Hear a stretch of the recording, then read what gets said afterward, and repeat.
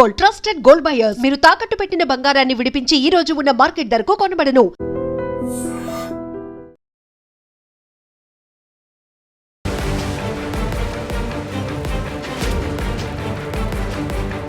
నమస్కారం, welcome to IT media.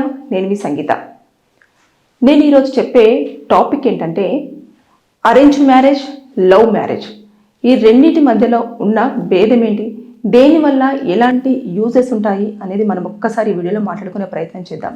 ఎందుకు అంటే రీసెంట్గా తిరుపతిలోని పుత్తూరులో ఒక మహిళ తన 2 కూతుర్లతో కూడా ఆత్మహత్య చేసుకోవడం జరిగింది. కారణం నేను ఇంట్లో వాళ్ళని ఎదిరించి లవ్ మ్యారేజ్ చేసుకున్నాను కాబట్టి నా యొక్క జీవితం చాలా మందికి గుణపాఠం అని చెప్పేసి ఒక సూసైడ్ లెటర్ రాసి మరీ చనిపోవడం జరిగింది.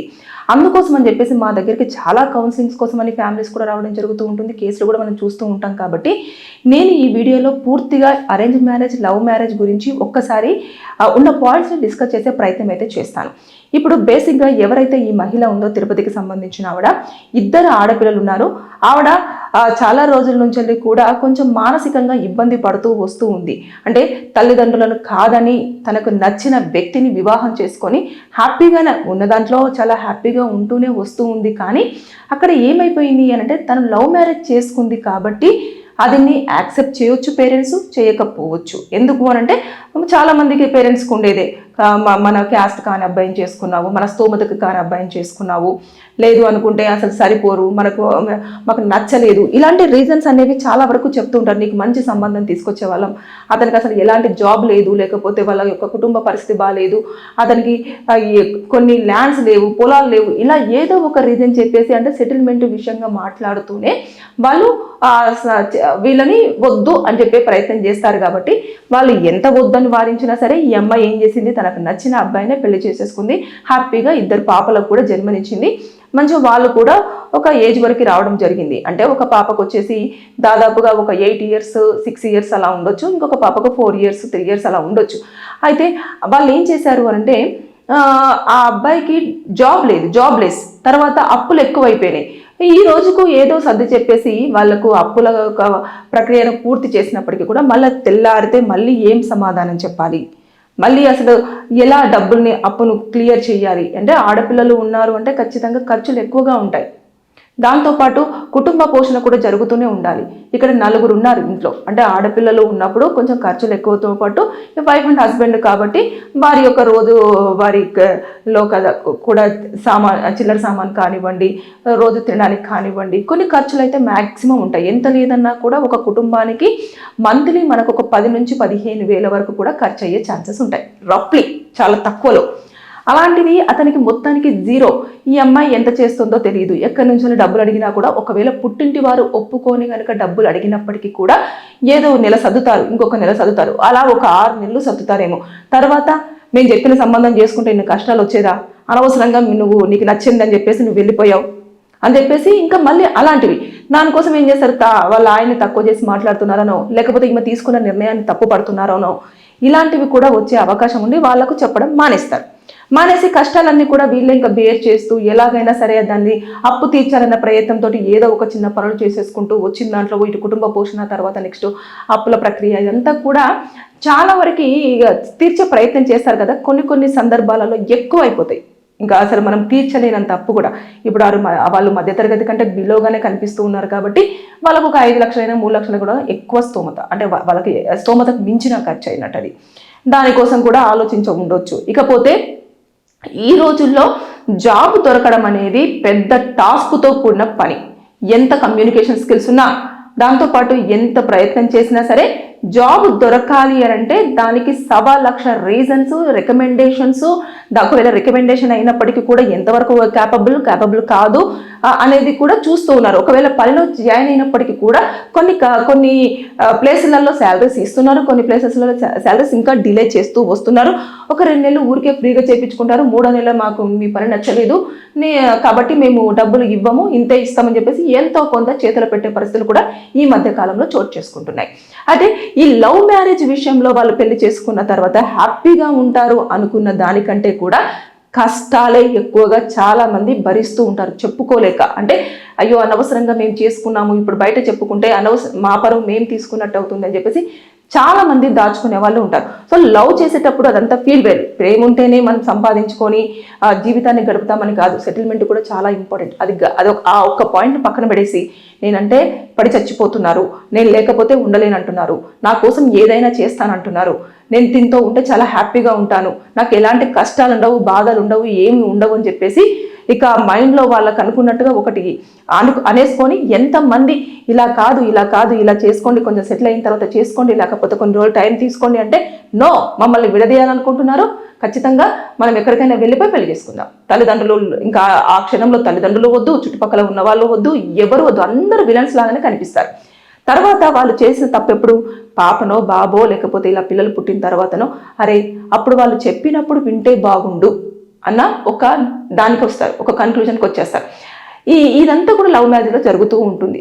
చాలా మంది ఫేస్ చేస్తున్నారు. ఇప్పటికీ చాలా మంది ఆ అమ్మాయి ఎక్కడైతే తిరుపతిలో చనిపోయిన అమ్మాయికి న్యూస్ చూసిన వెంటనే లవ్ మ్యారేజ్ చేసుకున్న వాళ్ళు ఎంతమంది అరే నిజమే అనుకున్న వాళ్ళు బోల్డ్ మంది ఉంటారు. ఎందుకంటే మా దగ్గరికే డైలీ ఒక మినిమం 2 కేసెస్ వస్తాయి.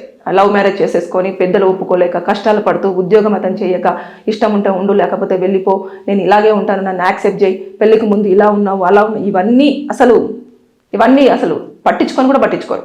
ఇకపోతే ఇదంతా లవ్ మ్యారేజ్ విషయంలో మనం మాట్లాడుకుంటే ఇప్పుడు అరేంజ్ మ్యారేజ్ విషయానికి వద్దాం. పేరెంట్స్ ఎందుకని వారిస్తారు లవ్ చేసినప్పుడు వద్దు అని చెప్పేసి అంటారు అని అంటే ఇప్పుడు చూసుకోండి, వాళ్ళు ఏం చేస్తారు, ఒక సంబంధం తీసుకొచ్చేటప్పుడు ఫ్యామిలీ బ్యాక్గ్రౌండ్ చూస్తారు, దాంతోపాటు అబ్బాయి ఉద్యోగం చూస్తారు, శాలరీ ఎంత వస్తుందని చూస్తారు, అబ్బాయి పేరు మీద ఏమైనా ప్రాపర్టీస్ ఉన్నాయా లేదా చూస్తారు. ఒకవేళ ఇలాంటివే ఏమైనా జాబు లేకపోవడం కానివ్వండి, లేదంటే ఏదైనా ఇబ్బందులు పడ్డప్పుడు కానీ, పిల్లలు పుట్టిన తర్వాత కొన్ని అప్ అండ్ డౌన్స్ అనేవి లైఫ్లో చాలా వరకు కామన్గా ఉంటూ ఉంటాయి.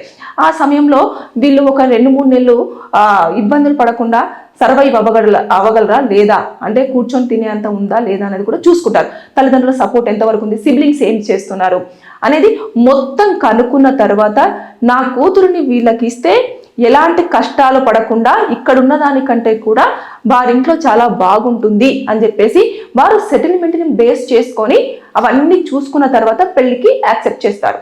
కానీ ఇక్కడ ఏమవుతుంది, ఒక అబ్బాయిని నచ్చిన దానిపై పట్ల కూడా వాళ్ళు అదే చెప్తారు. కాకపోతే చెప్పే విధానం అనేది వాళ్ళు ఎలా చెప్తారో హార్ష్గా చెప్పడం జరుగుతుంది. దానివల్ల అంటే ఇక్కడ లవ్ మ్యారేజెస్కి ఎవరు కూడా ఈ రోజుల్లో వ్యతిరేకంగా లేరు చాలా వరకు.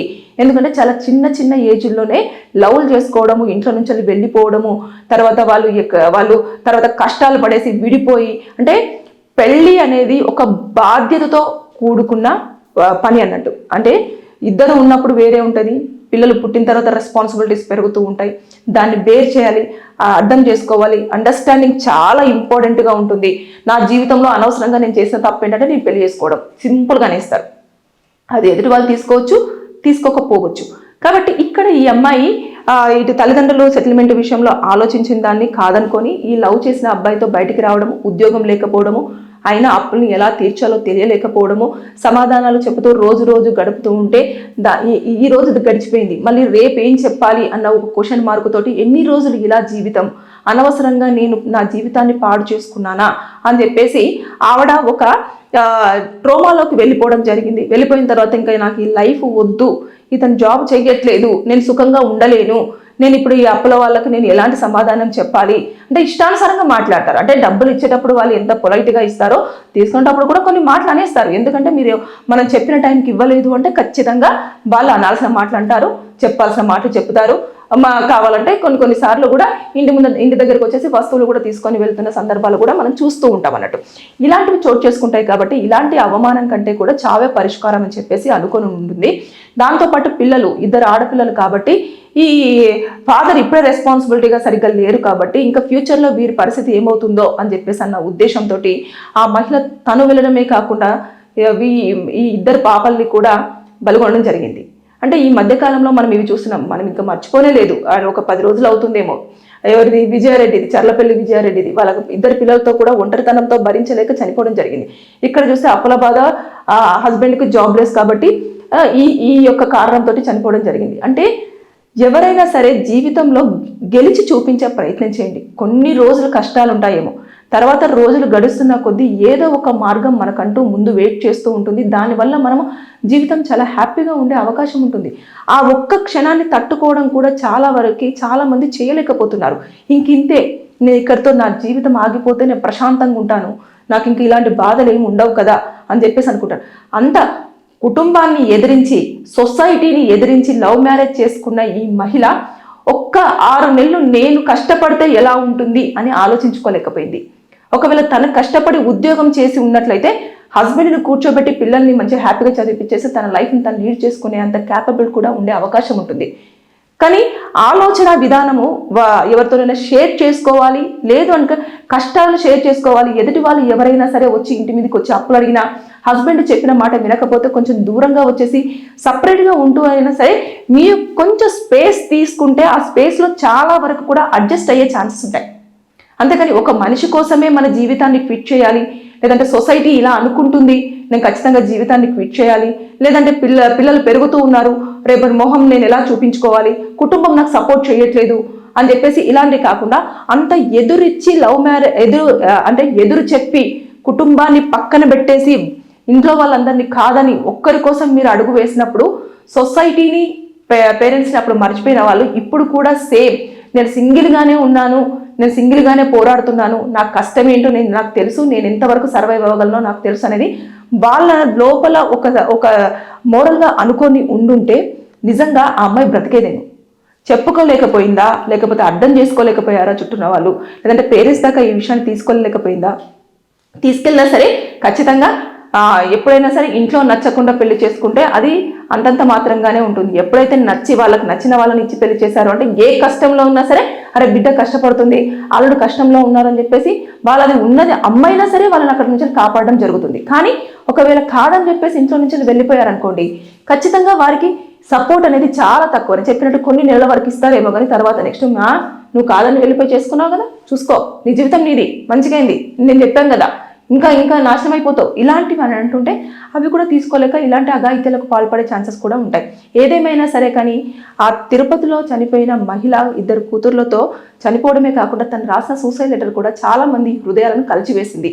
అంటే నేను పెద్దలను ఎదిరించి లవ్ మ్యారేజ్ చేసుకున్న నా జీవితము చాలా మందికి గుణపాఠం కావాలి అని చెప్పేసి, అంటే చాలా మంది తప్పుడు అడుగు వేస్తున్నారు. కాబట్టి మీరు ఆలోచన చేయండి, జీవితం పైన ఒక క్లారిటీ తెచ్చుకోండి. ఒక సెటిల్మెంట్ అయిన తర్వాత లైఫ్లో బాగా సెటిల్ అయిన తర్వాతనే మీరు లవ్ మ్యారేజ్ చేసుకోండి. అంతేకాని ఇలా నాలాగా తొందరపడద్దు అనేది ఆమె ఇంటెన్షన్గా ఆ సూసైడ్ లెటర్లో రాసి ఒక కారణాన్ని చూపించి చనిపోవడం అనేది నిజంగా బాధాకరమైన విషయం. సరే ఏదేమైనా సరే కానీ లవ్ మ్యారేజ్ చేసుకునేటప్పుడు పెద్దలను ఎదిరించేటప్పుడు ఆ అబ్బాయి ఎంతవరకు సెటిల్ అయి ఉన్నాడు, ఉద్యోగం చేస్తున్నాడా లేదా, ఫ్యామిలీ బ్యాక్గ్రౌండ్ ఏంటి, వాళ్ళిద్దరు ఎవరు ఒప్పుకోకపోతే మీ ఇద్దరి యొక్క ఫినాన్షియల్ స్టేటస్ ఏ విధంగా ఉంది, ఇద్దరు ఉద్యోగాలు చేస్తున్నారా లేదా, ఒకవేళ జీవితంలో ముందుకు స్టెప్ తీసేసుకుంటే ఇద్దరి యొక్క సంపాదన ఏ విధంగా ప్లాన్ చేసుకుంటే అప్పులలో కూరుకుపోకుండా మిగతా వాళ్ళందరూ కూడా వేలెత్తి చూపించకుండా అరే మంచిగా అయింది అని కాకుండా సూపర్గా బ్రతికారా అని చెప్పేసి అనుకునేలాగా మన జీవితం ఎలా ఉండాలని ముందే ప్లాన్ చేసుకున్న తర్వాత స్టెప్ తీసుకొని లవ్ మ్యారేజ్కి ఇంట్రెస్ట్ చూపిస్తే అన్ని రకాలుగా శ్రేయస్కరంగా అని చెప్పేసి నేను కోరుకుంటున్నాను.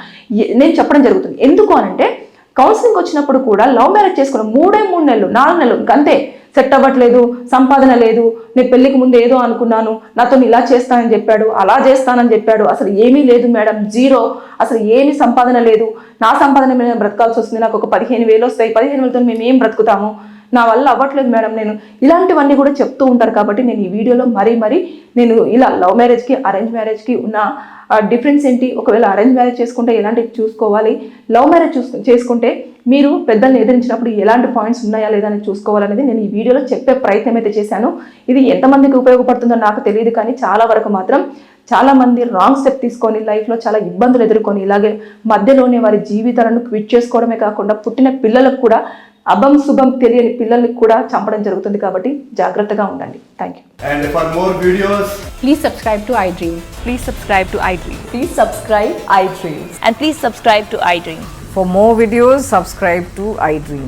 please like, share and subscribe to the channel. Congratulations, iDream. Subscribe to iDream. Subscribe to iDream. So subscribe to iDream Media. iDream की iDream team अंदर की huge congratulations. Please subscribe iDream Media. Please subscribe to iDream. Subscribe iDream. Please subscribe to iDream. iDream అంటే నా కళల ఛానల్ను subscribe చేసుకున్న నోరు తిరుగుతలేదు, మీరైతే గంట గుర్తు కొట్టండి. For more such videos, please subscribe to iDream. Subscribe to iDream. Please subscribe to iDream. Please subscribe iDream Media. Please do subscribe to iDream. Please subscribe to iDream Media. For best entertainment and information, please subscribe iDream. And don't forget to subscribe to iDream.